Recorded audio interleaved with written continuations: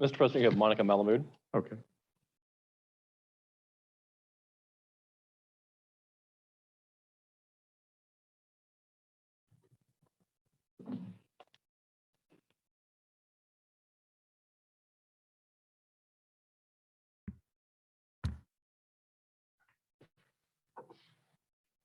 Good evening. Can you hear me?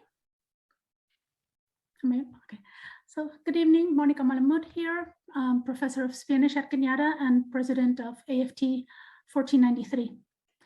We know that our district enrollments have been declining for several years now, but today I want to focus on our spring 2022 enrollment and the sharp decline that we see when we compare to spring 2021.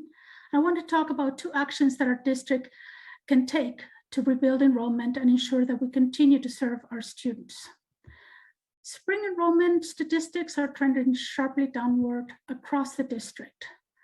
When we compare spring 2022 enrollments as of December 9th, last week, with enrollments at the same point in time in the registration process for spring 2022, I'm sorry, for spring 2021, this is what we see. At Cañada, there's a 10.6% decline. At CSM, there's a 12.9% decline. And at Skyline, the enrollment decline is 20.2%. This is very alarming. Now, when we compare enrollment by instructional modality, I only have Cañada data for you here today. And this is data that was shared by our interim president, Kim Lopez, with all Cañada employees last Friday. Online synchronous sections are 42% full. Online asynchronous sections are 39% full. But hybrid sections are 25% full, and face-to-face sections are 22% full. So the data show that online sections, both synchronous and asynchronous, which do not require an on-campus presence, are filling faster than hybrid and face-to-face sections, which require students to attend in person.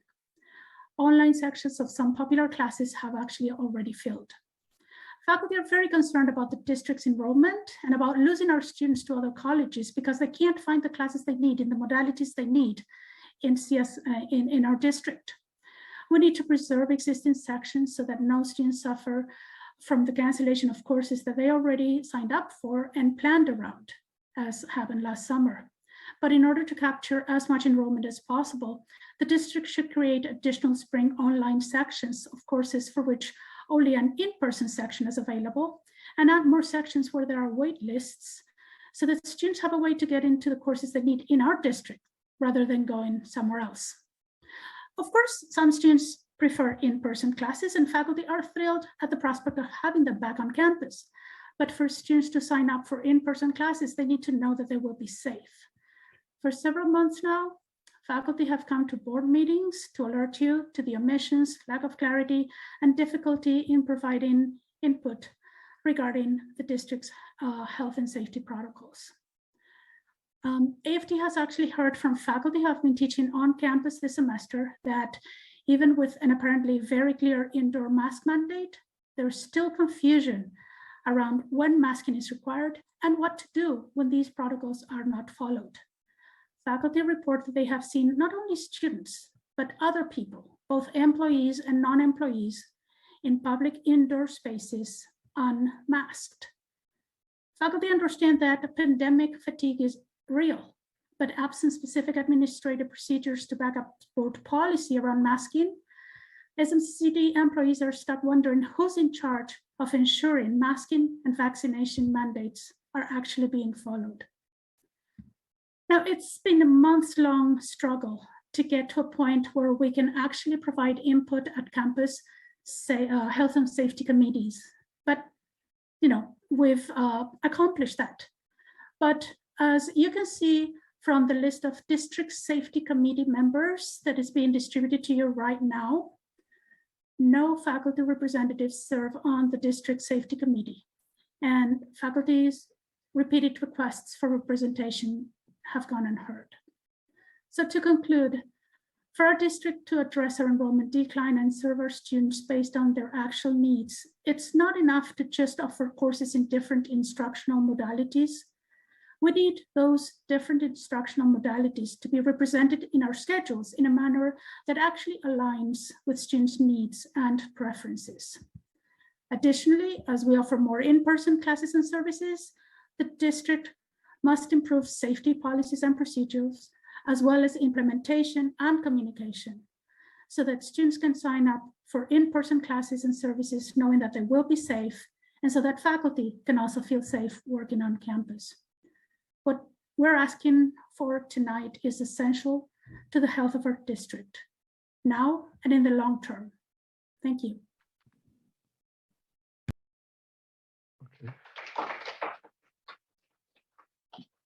Okay. Thank you. CSEA Chapter 33.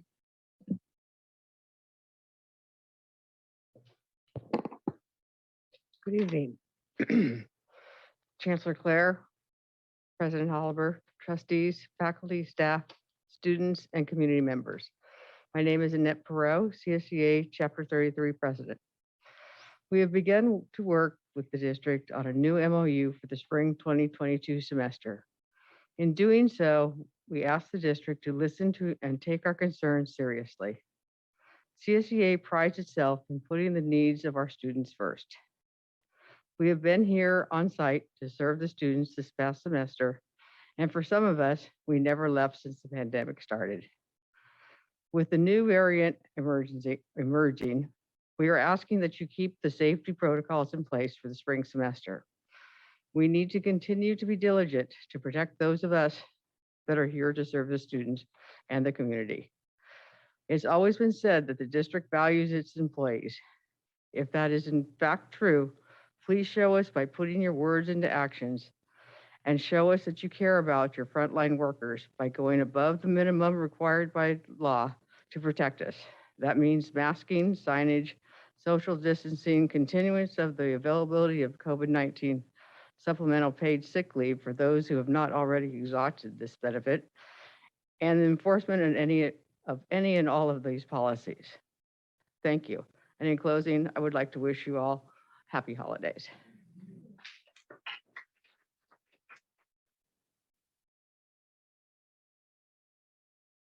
AFSCME Local 829, Council 57. Okay. No one I see no doing it speakers, Mr. remotely either. Okay. Statements from the public on non-agenda items. And this is a chance to speak about anything that is not listed on the agenda. And please keep in mind that there is a 3-minute limit. And if you're here, you will see the clock there telling you when your 3 minutes is up. So yes. Okay. Good evening, Board of Trustees. My name is Suzanne Poma. I have been a counselor at Skyline College for 10 years with various programs, including EOPS, Veterans, Honors, Transfer, the ALC Meta Major Trio, and the Counselor Liaison Program. I want to first share my personal bias about the return.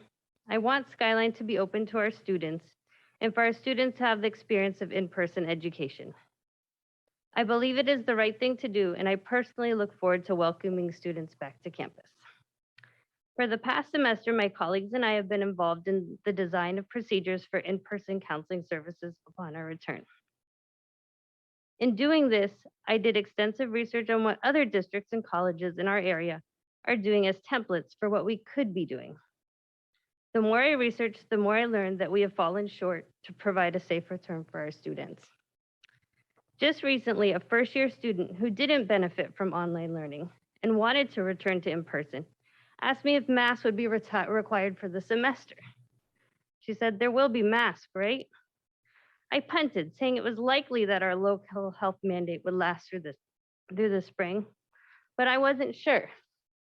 I wanted to be able to say that despite the possibility of a mask mandate being lifted, our district will be offering the same basic safety measures offered by our sibling districts, including clear guidance on vaccination and other safety measures for public events, a district-wide green symptoms-free pass to facilitate both students and visitors accessing campus, signage so students who are sick are reminded not to come to campus, and behavioral expectations reminding students they must social distance, wear a mask, stay home while sick, and report testing positive for COVID. I also wanted to say, when they are in the Learning Center studying for that stats final in May, they will know that everyone in the room is vaccinated and has said they aren't having symptoms and aren't positive for COVID. But unfortunately, I couldn't say that. Everything I just listed are practices easily located at the majority of our local sibling districts, but cannot be found on our own website because our district has not taken the time to provide the required administrative procedures referenced in the board policy. Clear administrative procedures are essential for meaningful implementation of board policy. For example, the board policy states that students cannot participate in programs, services, and activities if they're not vaccinated. The policy says visitors must comply with local public health ordinances. There is a lot of gray in between those two statements. At a recent Friday forum, I asked this question: if we are hosting a transfer fair, musical performance, or sporting event, how do you regard each activity? Is the expectation that each activity will require vaccination of students?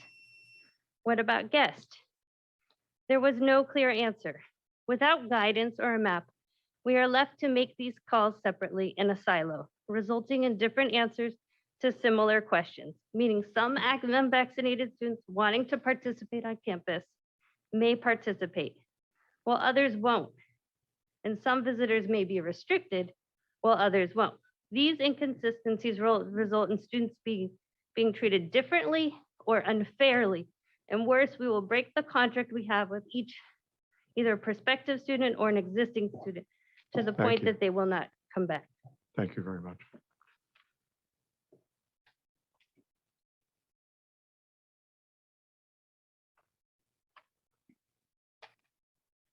May I speak?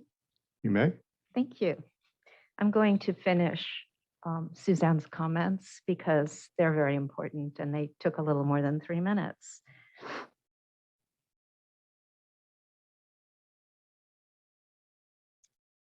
I just want to make sure I start in the right place. There was no clear answer. Okay.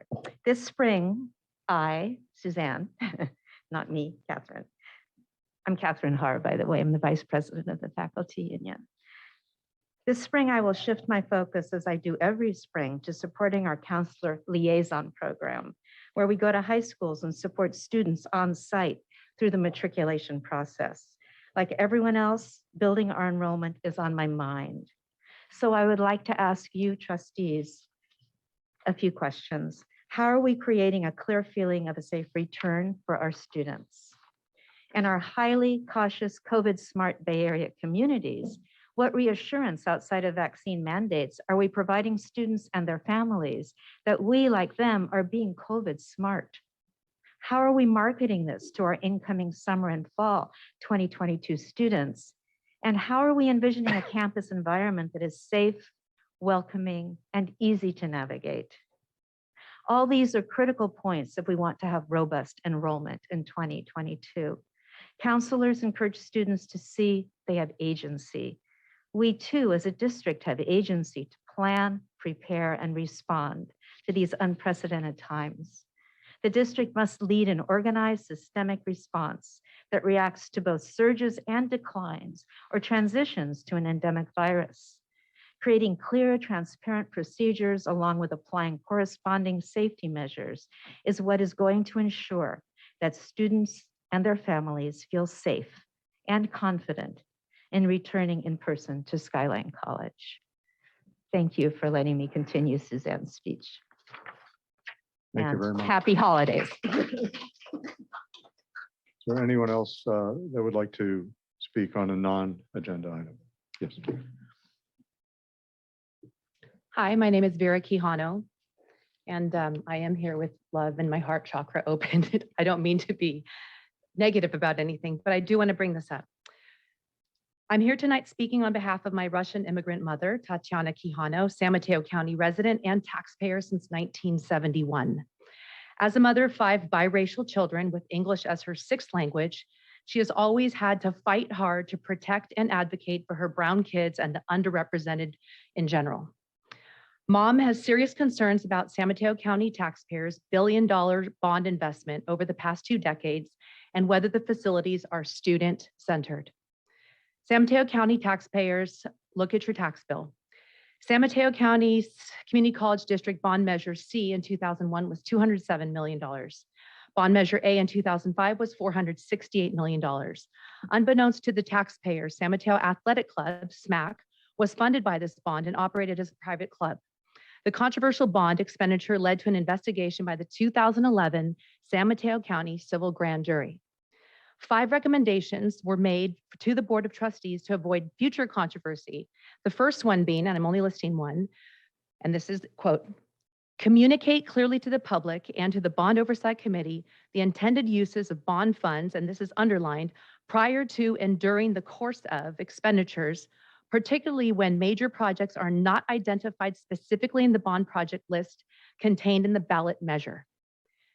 In September 2014, the then president of the Silicon Valley Taxpayers Association publicly stated as part of the No on Measure H advocacy campaign, and I quote, the promise that no money will be spent on administration is misleading at best and a downright lie at worst. San Mateo County Community College District Administration salaries and positions continue to trend upward. Mom feels duped. She voted for the bond measure, $388 million in 2014, with the expectation that the grand jury recommendations would be adhered to. She thought the money was supposed to, quote, prepare students for university and high demand jobs. On tonight's agenda, there's another large batch of positions that are approved to support the critical staffing for the San Mateo Athletic Club at CSM, which is all fine and good, and that's something that's needed. I do not contest that. But Building 1 at Cañada College absorbed nearly 1/3 of the Measure H bond funds. The cost was nearly twice as much that was anticipated, and it was supposed to replace the building that was supposed to house the academic kinesiology, athletics, and dance division, AKA our students.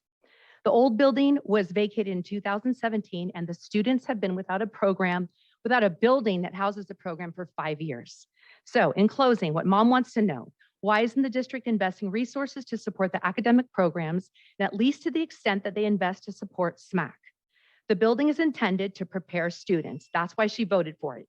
Cañada College kinesiology, athletics, and dance students deserve adequate staffing and marketing support that parallels their $120 million building investment and pools from the taxpayers. And she's wondering if we can possibly have a study session on this. Thank you. Thank you.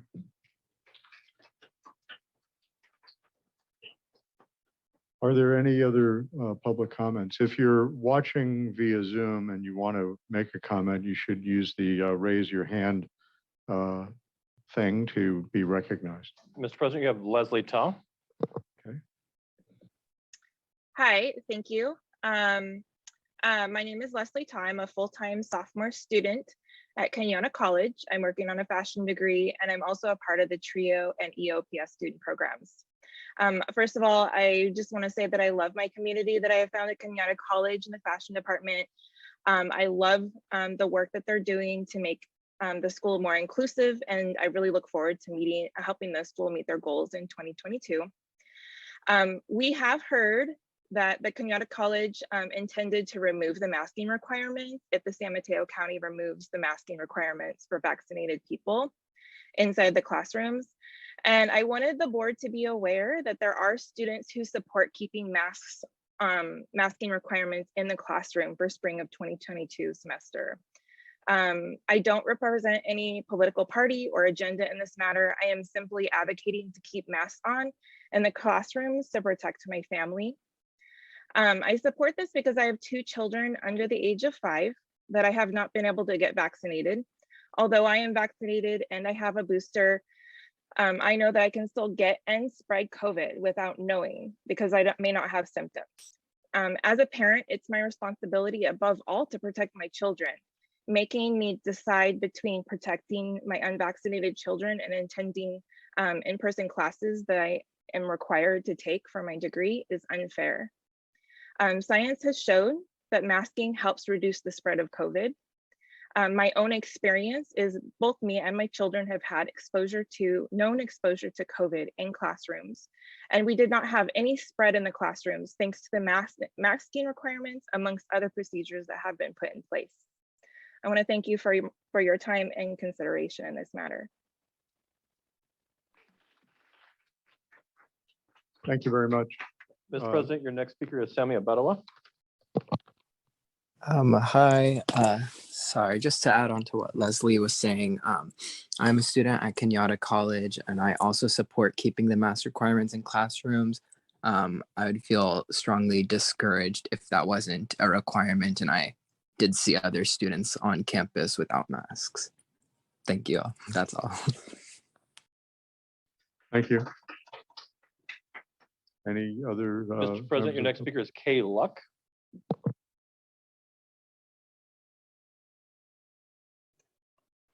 Hello, my name is Kay Luck. I actually have video option, yay. I am also a student at Cañada College, and I would also very much like to encourage the board to require masks in the classroom for in-person learning. My family has a large array of health issues that make us high risk, and I would feel very much safer coming back to in-person classes if masking and social distancing were a thing that was required. Thank you. Thank you. Anyone else seeking recognition? Mr. President, your next speaker is Jennifer Betty Lowe. Hello, I'm also a student at Cañada College, and I want to say a few words in support of keeping a mask mandate. A few months ago, my grandmother, my fully vaccinated grandmother, passed away of COVID. According to the CDC, older adults are more likely to get very sick from COVID, meaning that they would need hospitalization, intensive care, and a ventilator to help them breathe.